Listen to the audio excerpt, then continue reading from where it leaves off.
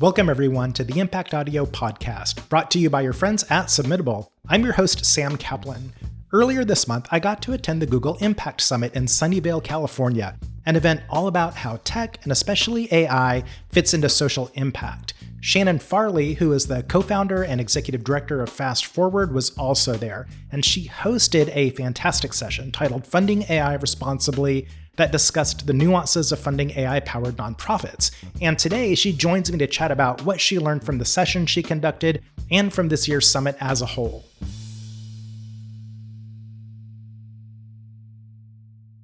Shannon, welcome to the Impact Audio podcast. I'm super excited to have you join me. Hi, Sam. Thank you so much for having me. It's a real honor. Yeah, well, thank you. And before we get too deep into our experiences at the Google Impact Summit, start by telling me a little bit about you and your work and what Fast Forward is all about. Yeah, thank you for that. I'm the co-founder and executive director of Fast Forward. We started Fast Forward over 10 years ago because we were solving a problem that I had as an early tech nonprofit founder. I was looking for a community of people who understood that tech could be a force for good. I was looking for context on how to start and scale powerful nonprofits that had tech at the core of the impact model. And I needed access to funding. And so we started with an accelerator program that's had over 100 organizations go through it. And over the years, Fast Forward has scaled. Now we do a lot to bridge the nonprofit and tech worlds to ensure that we're getting the best of technologies in communities that need it most. That's really cool. And I think that a lot of people listening to us may not be super familiar with what exactly makes a nonprofit tech focused. So let's talk about this kind of little corner of the nonprofit sector. Tell me about what is a nonprofit who has a technology focus, and why do they exist, and why would an organization form as a nonprofit as opposed to something like a social enterprise? Totally. Yeah, we are a small but mighty corner of the social impact world. There are about 1,000 tech nonprofits globally. What that means is they are organizations that have tech at the core of their impact model. So think Khan Academy, think Wikipedia.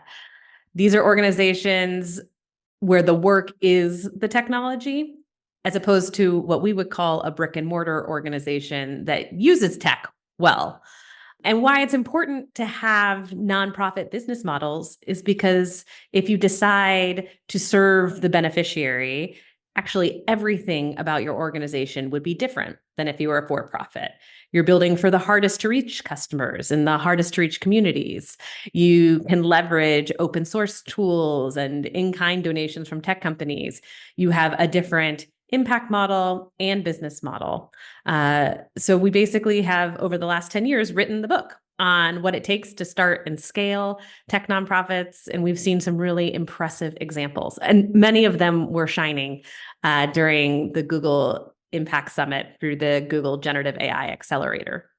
Yeah, and I'm glad you mentioned that. We're going to dive right into the Google Impact Summit. We were both there, and this was a summit that really focused almost entirely on AI and the emergence of this technology and how it is beginning to reshape not only the work that these 1,000 tech-oriented nonprofits do, but it's beginning to create a whole new category called AI for humanity, and this is artificial intelligence and service of solving some of these wildly complex and intractable problems that the nonprofit sector has been attempting to tackle for a long time.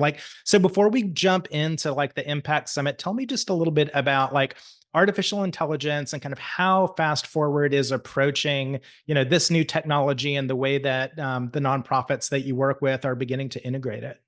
Yeah, that's one of the things that's, I think, exciting about AI. Many organizations that we work with have been using early forms of AI, for the last 8 years, early chatbots, early machine learning models. What we've seen now is with the release of newer models, cheaper models, we're seeing lots of folks adopt it and have meaningful impact through AI. A classic example for us is Reboot RX. Reboot RX was started by researchers from MIT and Dana-Farber, who all had loved ones who had experienced devastating cancer diagnoses. And the devastation was not just to their health, but also to the financial well-being of their families. And so they started Reboot RX 7 years ago because they wanted to use machine learning and AI to search through hundreds of thousands of research papers to surface generic drugs that could be used in the treatment of cancer. Why it's a technological breakthrough is because cancer research has been happening in nonprofits for a long time. By using technology, they can do it cheaper, they can do it faster, and they can surface, there's no business model for generic drugs. So they can surface these drugs so that low income patients get access to them immediately.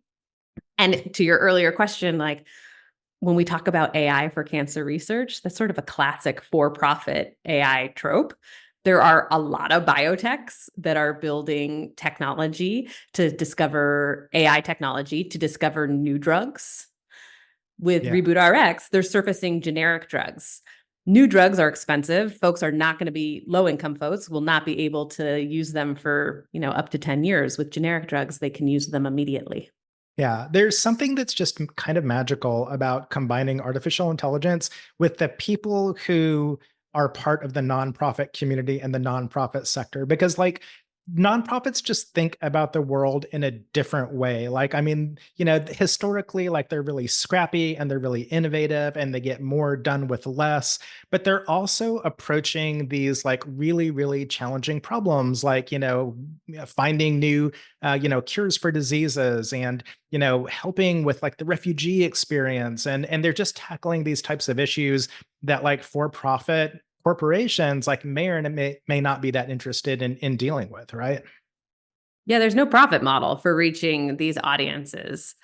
The thing that heartens me about this moment is that technology has always been at the core of social justice movements.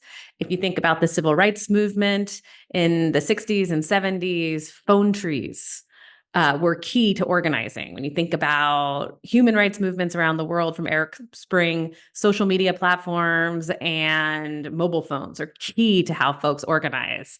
So when I think about AI for humanity, I really think about this as the tool for unlocking the kind of impact we've always wanted, but the technology is so much better, so we can do it much, much faster. Yeah. All right. So let's dive into the Impact Summit. So we were both at the Google Impact Summit a Yeah, it couple was of fun, weeks right? ago. It was totally fun. It was so Yeah. inspiring for me, and I just love to hear, like, what are your high level thoughts about the event, and, like, what did you learn about the future of nonprofit and AI? Yeah, there were two like huge themes for me. One is that there were these very impressive examples of AI powered nonprofits that have been playing with these tools, deploying these tools, and impacting humans in really wonderful ways.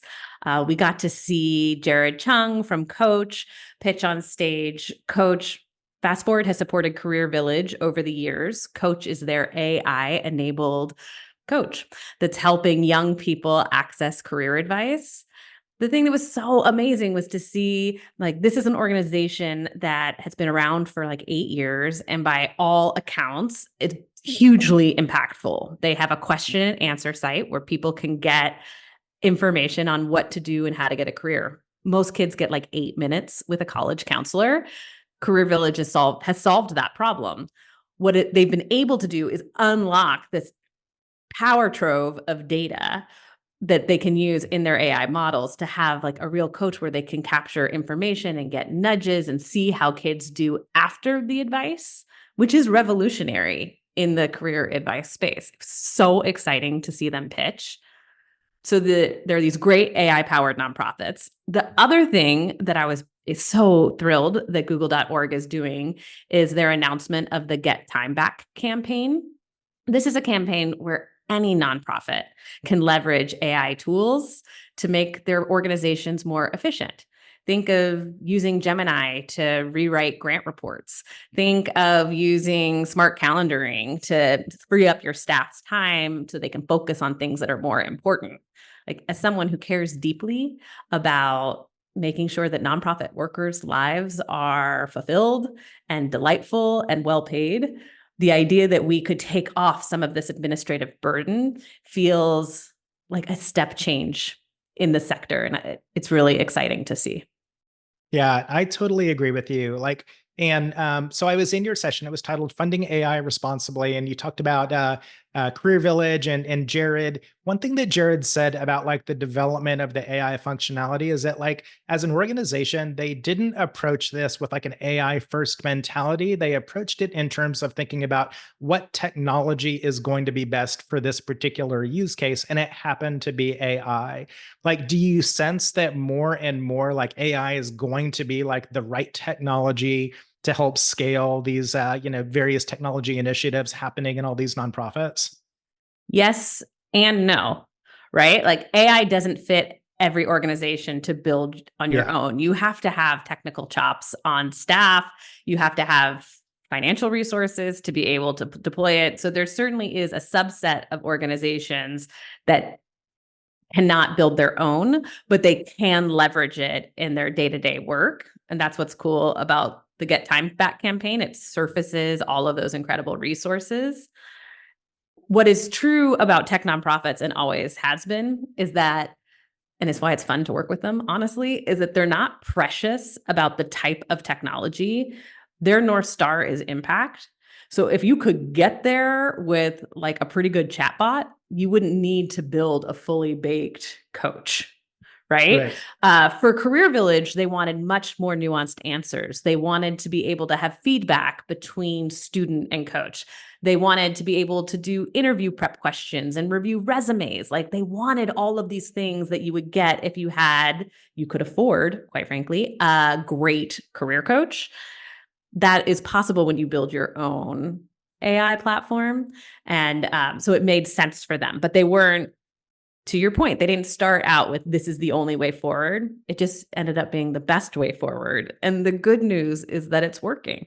Yeah, for sure. And you mentioned like the announcement from Google about supporting nonprofit organizations, and we've seen like similar announcements from other big tech providers out there. Yeah. Like, do you feel like this is kind of the right time to be a technology focused nonprofit that wants to integrate AI in your work? Like, in addition to all the amazing services that Fast Forward can provide these tech startups, like now they have additional support from Google and from Microsoft and from many other companies out there. Like, do you feel like this is sort of a an inflection point if you're a tech nonprofit? I do think it's an inflection point for tech nonprofits. One of the things we learned during COVID was that tech nonprofits were really ready for a moment where we transitioned to a mostly digital and then hybrid world.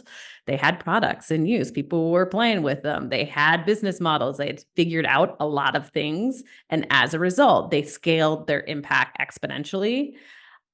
Tech nonprofits are ready for this moment. They've been training for it in so many ways. And so I think it's great to see Google and Microsoft and Salesforce and others come to the table with technical talent and funding and product, because it was going to take all three of those. AI is still early days, and even as tech nonprofits are ready to deploy their own AI first products, uh, the technologies in their consumer interface is pretty new. So we need to be a holistic tech community of platform companies and nonprofits and CSR leaders, honestly, to figure out how we work together to make these things happen. Yeah, I totally agree with that. Like in a lot of the research that I and my colleagues have been doing around AI adoption in the nonprofit sector, like the area of responsible and ethical AI continually comes up. And clearly, I think, and rightly so, there is concern that AI has the potential to do harm, and that algorithms can introduce bias into various products. And I'm just curious, like how are you and how is Fast Forward like sort of thinking about this area of like responsible and ethical AI in light of this like sort of rapid adoption that we're beginning to see?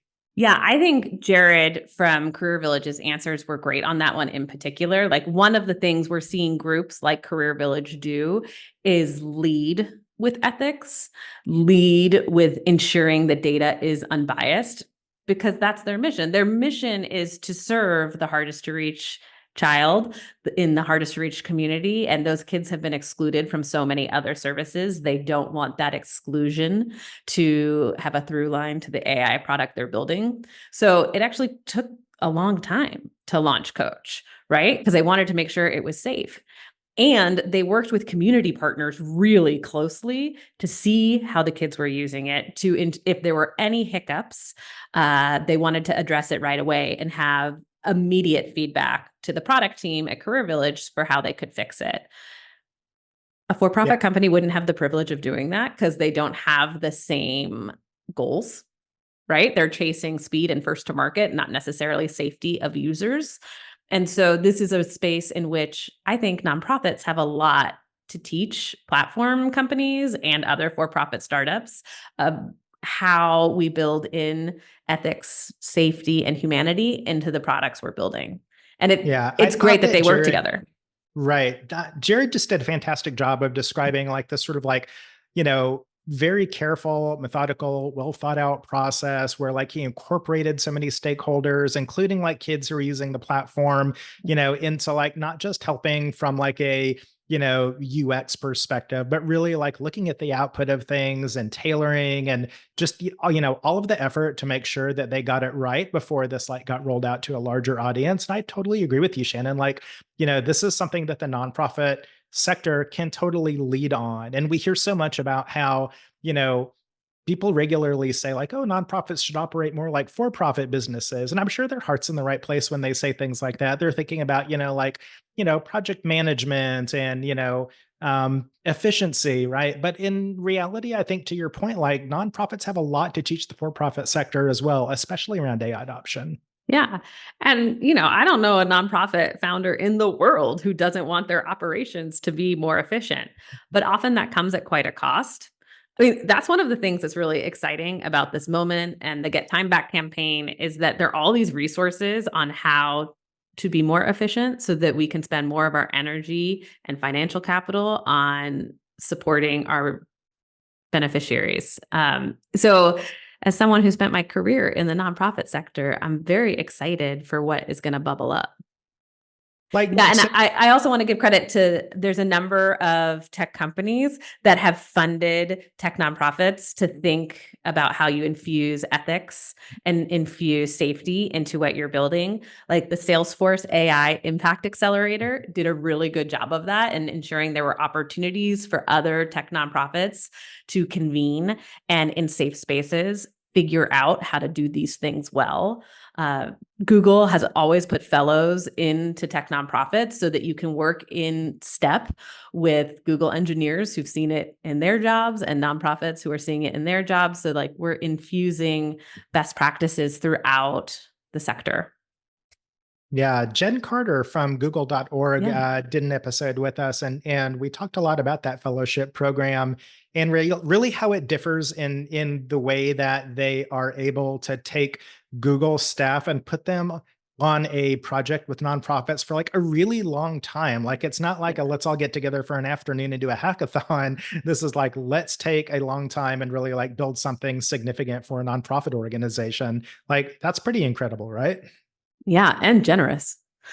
For particularly, they're lending out AI engineers, right? And I think they're doing it because there is a business case to being thoughtful about how we build for people who have never been at the center of our product roadmaps.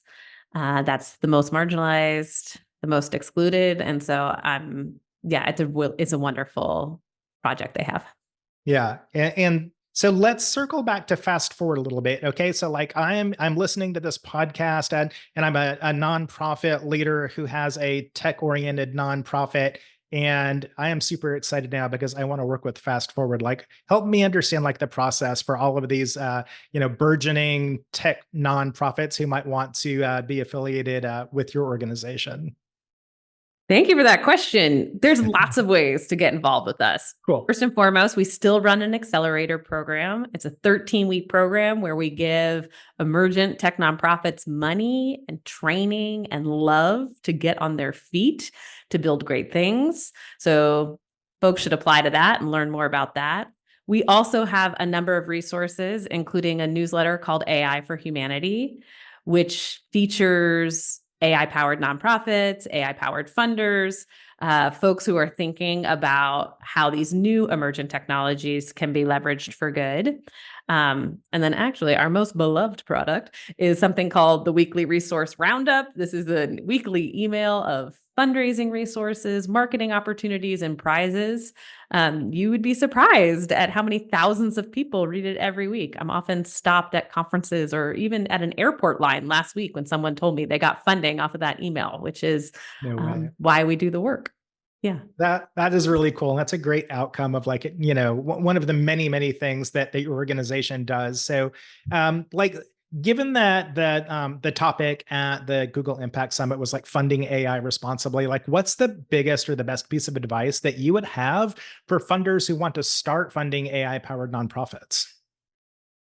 Yeah. The thing that's interesting about it is I don't think the questions you would ask are actually that different than the questions you would ask a tech nonprofit.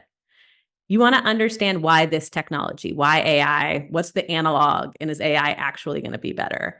You want to understand who's on the team. Do they have folks and talent on the team to build it internally? Because you need that. And you certainly need people who can manage contractors if you're not building it internally. So you want to understand that. You want to understand how folks are thinking about ethics, how they're thinking about their data, privacy and security, and removing bias.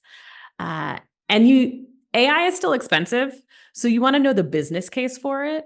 Uh, yeah, and I think finally that the upside is bigger than the downside.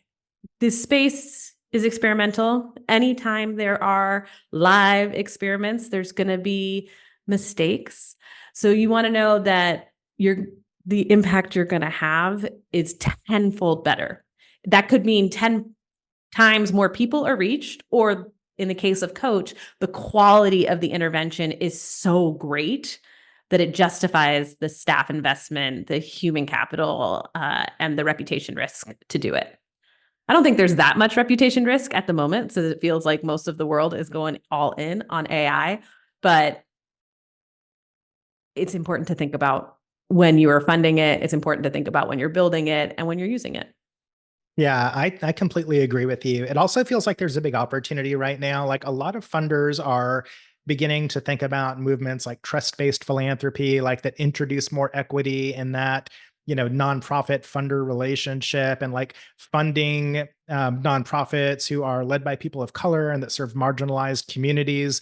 It just feels like it's a really good opportunity right now to start thinking about like those kinds of principles and practices in association with funding AI based projects and proposals, right? So, like, if you're funding AI, it feels like it's going to be really important to like provide a general operating support type of grant rather than being really prescriptive about the very specific outputs or outcomes that you're expecting from a nonprofit organization. Like, do you think that this might be also an inflection point in terms of like the larger kind of like relationship between philanthropies and nonprofit organizations, like a chance to take a big step back and rethink about how that funding process works?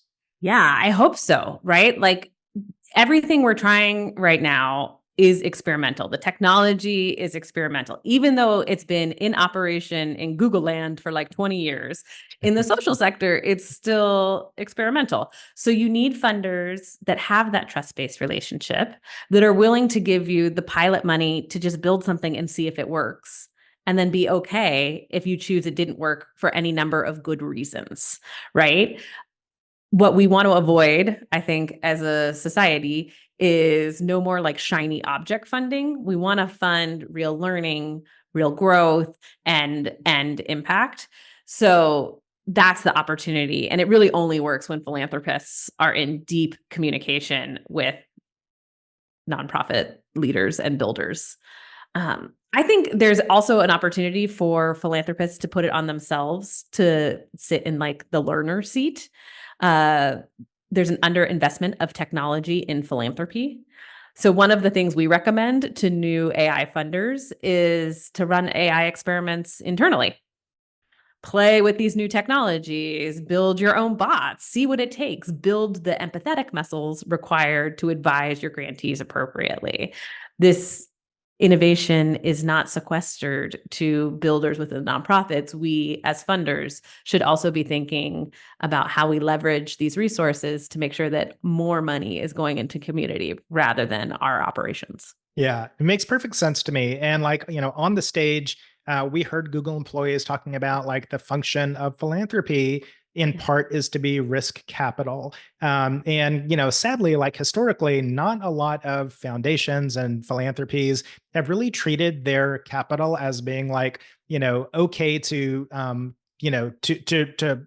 fund projects or initiatives where there is some risk involved. And I think that's exactly where we are when it comes to Yeah. artificial intelligence and the nonprofit sector is like there is going to be risk, there is going to be failures. We're going to have to learn as we go along the way. Like this is the time to really like sort of double down on that idea that like philanthropy should be funding risk and we should be doing some experiments and like let's figure out what doesn't work and what does work and then let's find ways to scale the most successful AI based projects out there. Yeah, that's exactly the kind of advice we give new tech philanthropists. Like one of the things I say is the money has been spent. You put it in a DAF. Like you should see what you can do with it to take your expertise and your talents and your capital and put it to work. And that includes being a little bit more risky in how you deploy the capital. Right. And so, what about like on the other side? So, if you're a corporation and you are wanting to get engaged from a funding perspective with these nonprofits who are tech focused, like they can work with your organization to do that funding, right? Yeah, we work with a lot of tech companies who are interested in investing in a portfolio of organizations that are aligned with their issue areas. So if you're a foundation or CSR leader that really cares about education in India, we have a portfolio of organizations that you can support. If you care exclusively about STEM education, we have a group of organizations you can support. We have about 100 organizations working across issue area in every imaginable geography. Very cool. All right, my friend. Anything else? Like, what didn't we cover about the Impact Summit that you thought was pretty amazing that we should end this podcast on? I think what is so special about what the Google Impact Summit did in this moment of time is inspire us to move forward now. Like the technologies are advanced enough that they can be deployed in our community. There is enough capital to invest in these organizations, and there are builders who are equipped both with proximate experience to the folks they want to serve and tech talent to execute against those visions. So the time is now to build something that matters, that can change people's lives. One of the things I'm worried about as a human on the planet is that these technologies are moving so fast that if we as a social sector do not intervene, we may be left behind. The divide between who has access to helpful things and those who do not is going to widen if people who aren't caring about those in the last mile aren't building for them. And we have this really special opportunity and resources to start to solve those problems today. And I hope that's what we all take away. I definitely took that away. So, Shannon, this has been a fantastic conversation. We're super excited that you were able to join us. Your organization like develops tons of great resources for nonprofits. We're going to put links in the show notes for everyone to check out. So, I think that's all I got for you. Any closing words of wisdom for us? No, thank you for having us. And I hope you come and check us out on our Substack at AI for Humanity or find us on our website at ffwd.org. We're here to continue these conversations and build exciting tools with you. Thank you. Thanks for tuning in to Impact Audio, produced by your friends at Submittable. Until next time.